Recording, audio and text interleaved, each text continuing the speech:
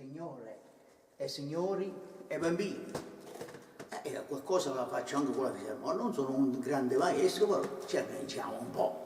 Spero che faccia un po' di allegria.